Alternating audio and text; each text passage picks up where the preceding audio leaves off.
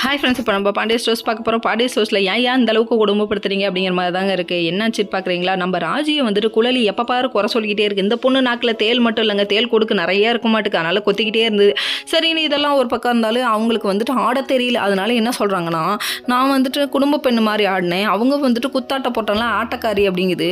என்னம்மா அடுத்தவங்க மனசை நோக்கடிக்கிறதுக்குனே பிறந்திருப்பியாமா? சரி விடுங்க, இதுவெல்லாம் ஒரு பக்கம் இருந்தாலும் இப்படி சொன்னேன்னு அப்படிலாம் சொல்லக்கூடாதுப்பா அப்படின்னு சொன்னதுக்கு, அதெல்லாம் முடியாது, நீங்கள் எப்படி அவளுக்கு சப்போர்ட் பண்ணுவீங்கன்னு பொணக்கு போட்டு போய் உட்காந்துக்குச்சு. என்னம்மா இப்படி பண்றியம்மா அப்படிங்கிற மாதிரி இருக்கு.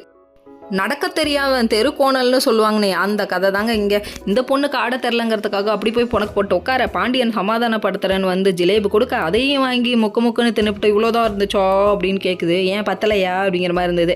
கடைசியில் சாப்பிட்டுட்டு நான் தான் நல்லா இருக்குன்னு சொல்லுங்கன்னு. இது எப்படி இருக்குது தெரியுமா? சரி பரவாயில்ல விடுங்க, சொல்கிற மாதிரி ஒன்றும் இல்லை. அப்புறம் வந்துட்டு சரி சொல்லிட்டு அவங்களும் வேறு வழி இல்லையா, அதனால சொல்லிட்டாங்க. சொன்னதுக்கப்புறம் ராஜி நீ இருந்தாலும் அப்படி சொல்லக்கூடாதுப்பா, நம்ம பொண்ணுப்பா அப்படின்னு சொல்லிட்டாங்க.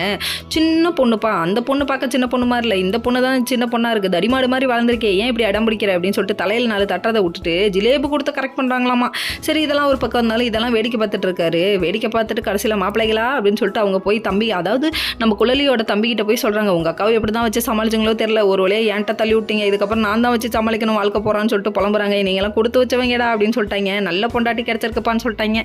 வேறு லெவல்ப்பா அப்படிங்கிற மாதிரி இருக்குது. ஆமாம், இந்த மாதிரி பொண்ணெல்லாம் கல்யாணம் பண்ணால் இப்படி தான் புலம்பி ஆகணும்னு சொல்கிறாங்க. அக்காட்ட சொல்லிட்டு மாதிரி கேட்டதுக்கு பயந்துட்டாரு.